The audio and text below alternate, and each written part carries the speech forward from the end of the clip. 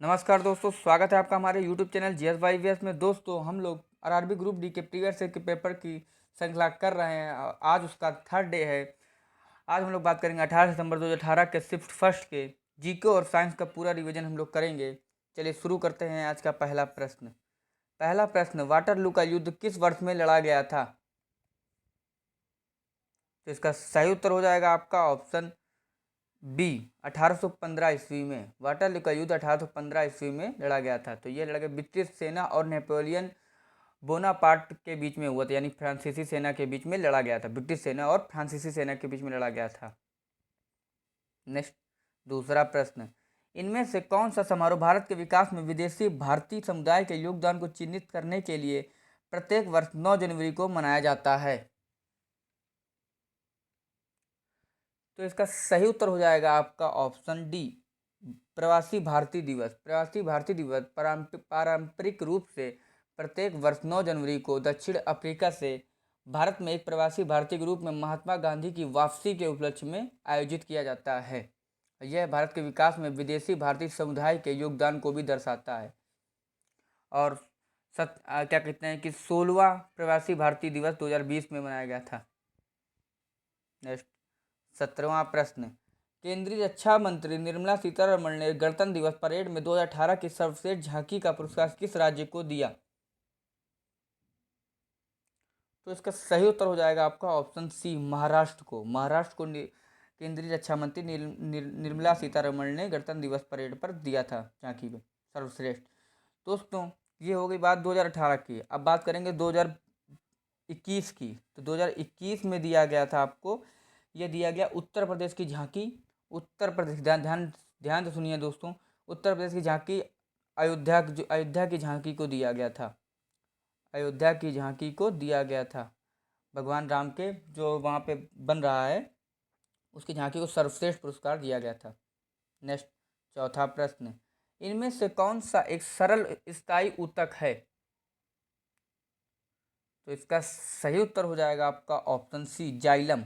Xylem एक सरल स्थायी ऊतक है। नेक्स्ट, पांचवा प्रश्न, सॉल्यूशन का पीएच दिया गया है, कौन सा सॉल्यूशन उच्चतम सांद्रता युक्त हाइड्रोजन आयन है? इसका सही उत्तर हो जाएगा आपका ऑप्शन सी, 2.4, 2.4 सॉल्यूशन का हाइड्रोजन सॉल्यूशन उच्चतम सांद्रता युक्त हाइड्रोजन आयन है। छठा प्रश्न, इनमें से किस पौधे के शरीर को जड़ों, तने और पत्तियों में विभेदित नहीं किया जाता है? तो इसका सही उत्तर हो जाएगा आपका ऑप्शन डी, स्पाइरोगाइरा। स्पाइरोगाइरा को पौधे के शरीर को जड़ों, तने और पत्तियों से विभेदित नहीं किया जाता है तथा स्पाइरोगाइरा को वाटर सिल्क और पॉन्ड सिल्क के नाम से भी जाना जाता है। नेक्स्ट, सातवां प्रश्न, औपचारिक बैंकिंग प्रणाली के भीतर जनता को लाने के उद्देश्य की केंद्र सरकार की पहल को क्या कहा जाता है? इसका सही उत्तर हो जाएगा ऑप्शन बी, जनधन योजना। जनधन योजना प्रधानमंत्री ने इसका शुभारंभ किया था 28 अगस्त 2014 को। नरेंद्र मोदी जी ने किया था। यह एक सप्ताह में सबसे अधिक बैंक खाते खोलने के लिए Guinness book of world record में भी दर्ज है। ये आपकी इसका उद्देश्य था भीतर जनता को लाने, औपचारिक बैंकिंग प्रणाली के भीतर जनता को लाने के उद्देश्य से किया गया था। नेक्स्ट, आठवां प्रश्न, 120 वाट का एक विद्युत लैंप प्रतिदिन 8 घंटे के लिए उपयोग किया जाता है, तो एक दिन में लैंप द्वारा खर्च की गई ऊर्जा की इकाइयों का गणना कीजिए। तो इसका सही उत्तर हो जाएगा आपका ऑप्शन सी, 0.96 इकाई। नेक्स्ट, नौवां प्रश्न, दो प्रतिरोधक, एक 10 ओम और दूसरा 20 ओम और एक 6 वाट बैटरी की श्रृंखला में जुड़े हुए हैं, परिपथ में विद्युत प्रवाह होगा। तो यह होगा आपका ऑप्शन बी, 0.2 एंगस्ट्रॉम विद्युत प्रवाह होगा। 10वां प्रश्न, मार्च 2018 में उड़ीसा के पुरी में आयोजित नबाक लेबारा उत्सव के अवसर पर 1000 रुपये और 10 रुपये के स्मारक सिक्के किसने जारी किए?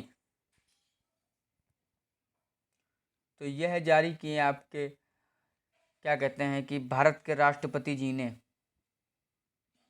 भारत के राष्ट्रपति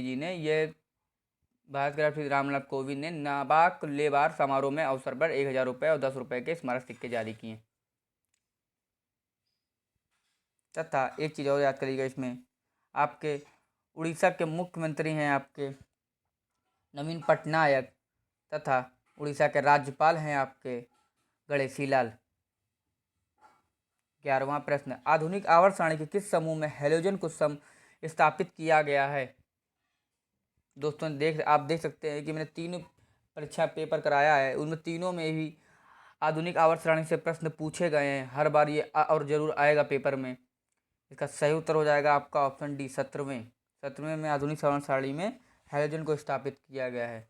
दोस्तों इसके अलावा आवर्त सारणी में हैलोजन समूह 17 से संबंधित तत्व और भी हैं, जैसे कि तत्व का नाम हो गया आपका फ्लोरीन, इसकी परमाणु संख्या है आपकी 9, तथा क्लोरीन, इसकी परमाणु संख्या 17 है, और ब्रोमीन, इसकी परमाणु संख्या 35 है, तथा आयोडीन की परमाणु संख्या 53 है।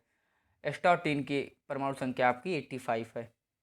नेक्स्ट 12वां प्रश्न, तो इसको इस श्रृंखला को देख लीजिएगा आप, जो मैं बता रहा था ये।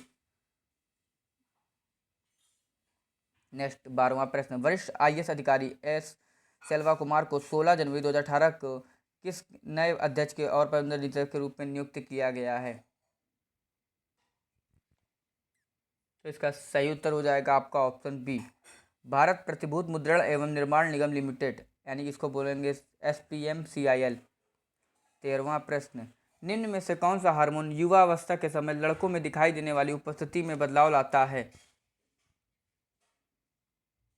तो इसका सही उत्तर हो जाएगा आपका ऑप्शन बी, टेस्टोस्टेरोन मानव शरीर में पुरुष विशेषताओं को विकसित करने वाला हार्मोन है, तथा यह XY गुणसूत्र मिलते हैं, वह एक पुरुष शरीर बनाते हैं।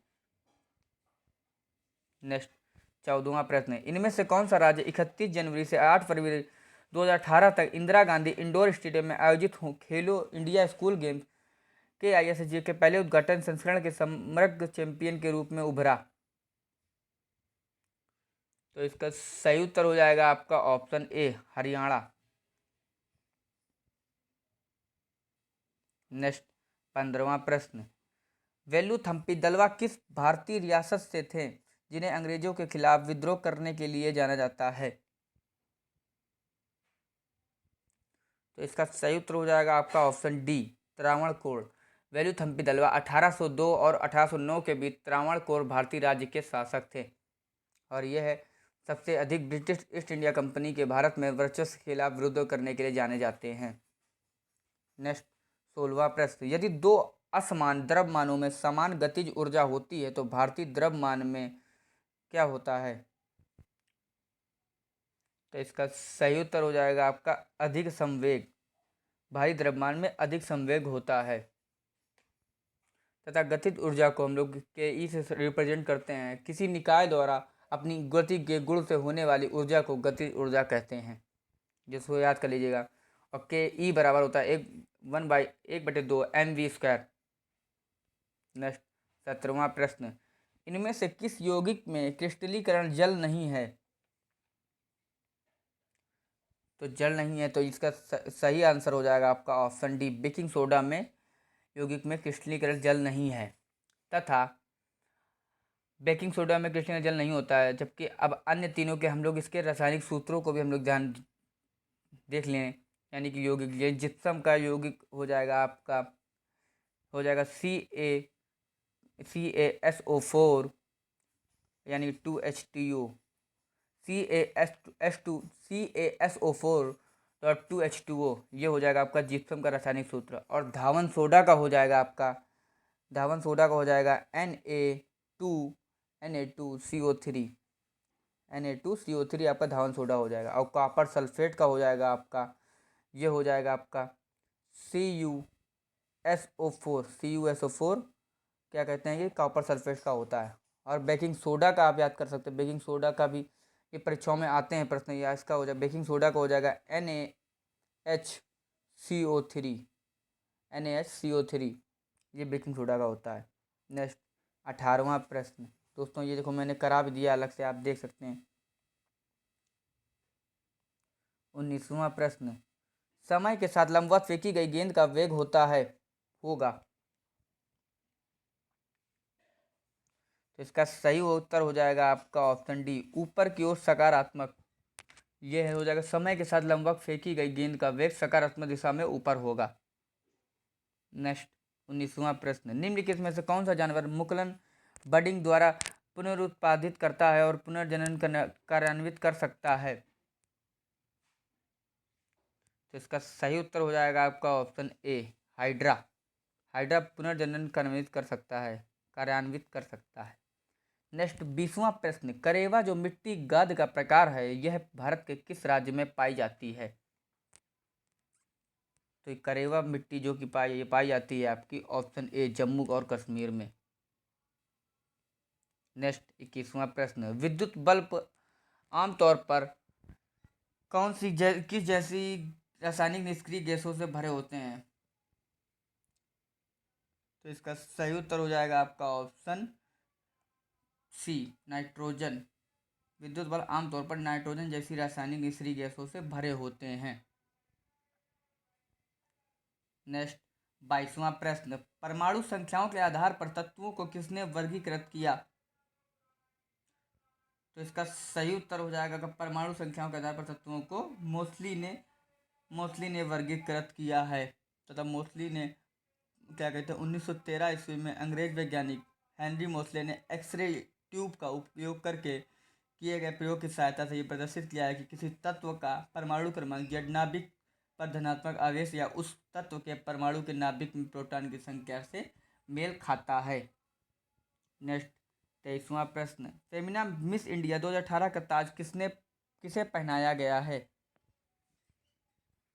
तो इसका सही उत्तर हो जाएगा आपका ऑप्शन ए, अनुकृति दास को पहनाया गया है।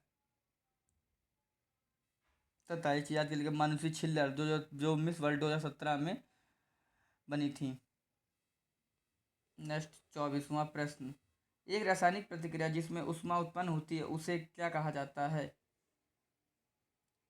तो इसका सही उत्तर हो जाएगा आपका ऑप्शन बी, ऊष्माक्षेपी प्रतिक्रिया कहा जाता है और ऊष्माक्षेपी प्रतिक्रिया कहा जाता है। नेक्स्ट 25वां प्रश्न, युजवेंद्र चहल इनमें से किस खेल से संबंधित है? तो यह संबंधित है आपके क्रिकेट से।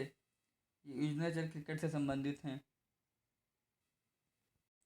26वां प्रश्न, 2017 में मुख्य भूमिका पुरुष पुरस्कार में सर्वश्रेष्ठ अभिनेता का फिल्म फेयर पुरस्कार किसने जीता?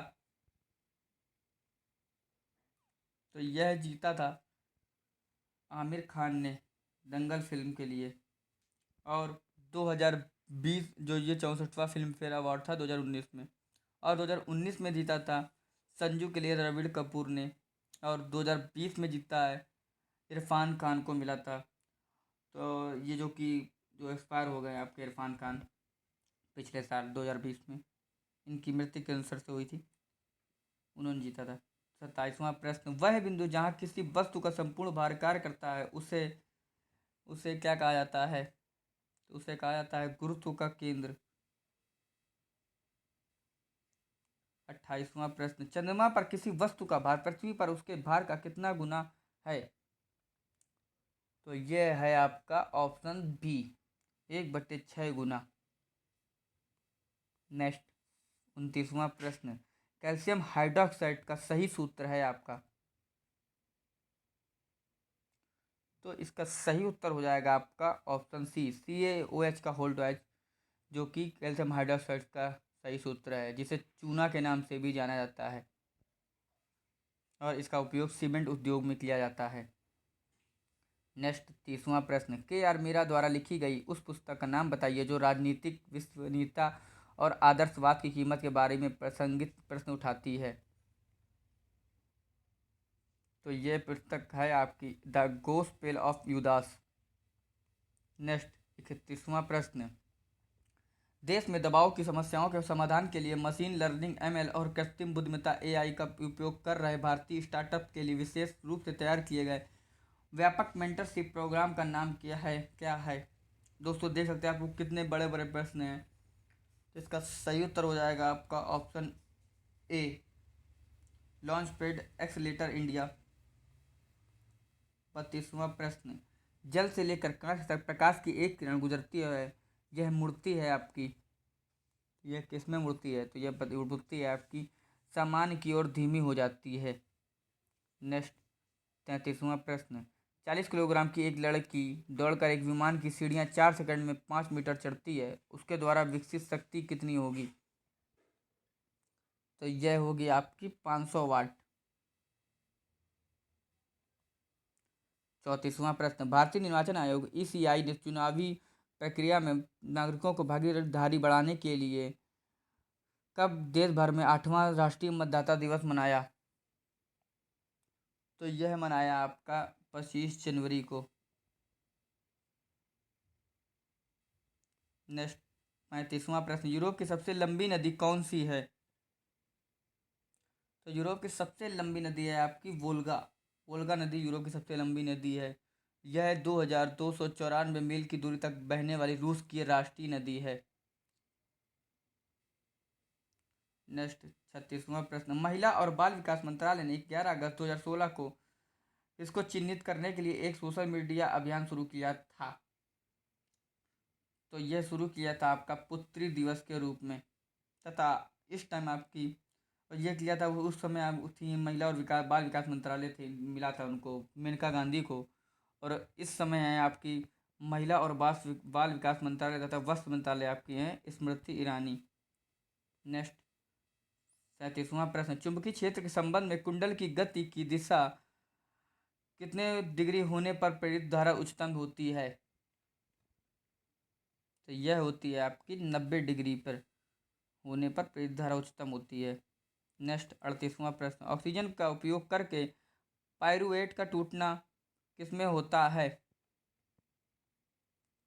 तो यह होता है आपका ऑक्सीजन का उपयोग करके पाइरूवेट का टूटना आपका सूत्र कणिका मैट्रिक्स में होता है।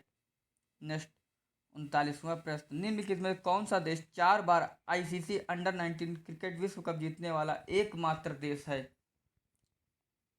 तो वो एकमात्र देश है आपका अपना देश भारत। भारत ने 4 बार अंडर-19 विश्व कप जीता है।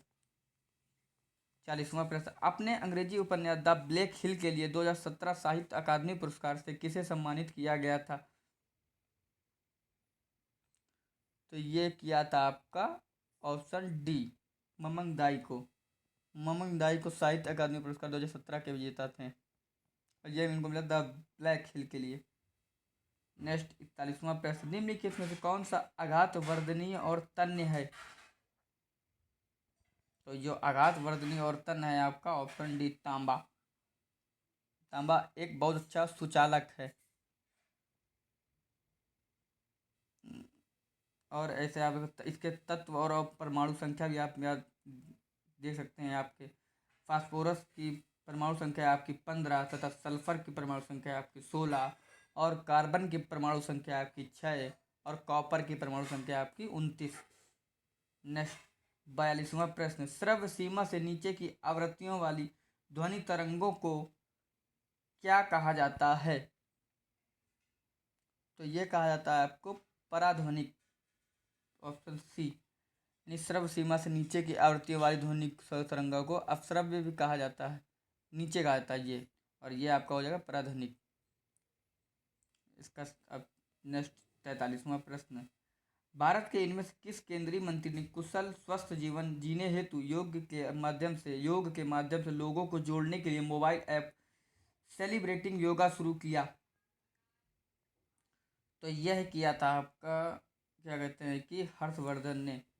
हर्षवर्धन जो कि भारत के क्या कहते हैं स्वास्थ्य मंत्री थे पहले, और अब हैं आपके मनसुख मंडाविया जो कि आपके स्वास्थ्य मंत्री हैं।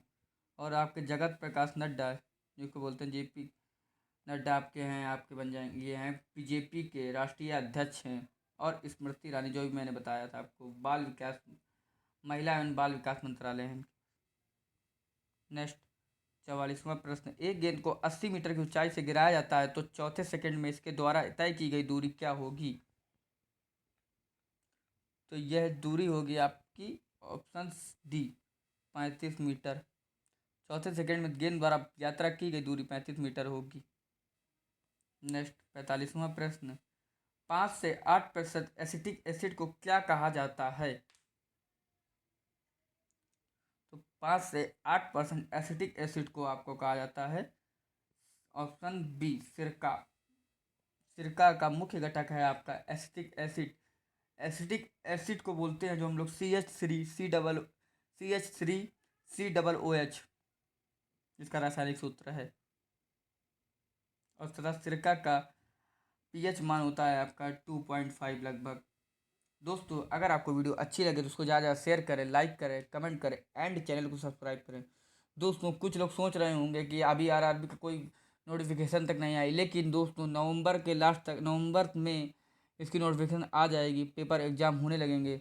और अभी से अगर आप तैयारी चालू कर देंगे तो आपका गारंटी है आपका हो जाएगा। दोस्तों हम लोग संडे संडे आपका एक मॉडल पेपर करा दिया करेंगे, जिससे आपको आप देख सकते हैं आपको कितना आता है या नहीं आता है। आप इसी से आप और भी तैयारी कर सकते हैं। धन्यवाद। जय हिंद, जय भारत।